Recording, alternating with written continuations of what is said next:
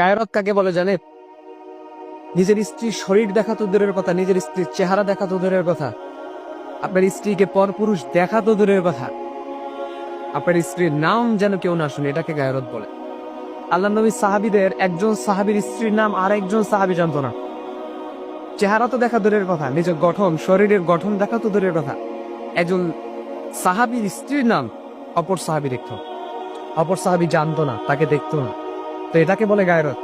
আপনার স্ত্রীকে আপনি সাবধানতার সাথে পর্দার সহিত আপনি রাখবেন, এটাকে গায়রত বলা হয়। আপনি এমন জীবন সঙ্গী বেছে নিবেন যে জীবন সঙ্গী খাদিজা রাদিয়াল্লাহু তাআলা আনহার চরিত্রের সাথে মিলে, যে জীবন সঙ্গী খাদিজা রাদিয়াল্লাহু তাআলা আনহার মতো হাজার কষ্টের পরেও আপনার সঙ্গে থাকবে। তার চেহারা থাকুক বা না থাকুক, বয়স কত হয় হোক, তার ধন সম্পদ থাকুক বা না থাকবে, এমন জীবন সঙ্গী আপনাকে নিতে হবে যে জীবন সঙ্গীকে জীবনে কোনো পরপুরুষ তাকে চোখ দিয়ে দেখেনি, তার নামটা পর্যন্ত শুনেনি। এটাকে গায়রত।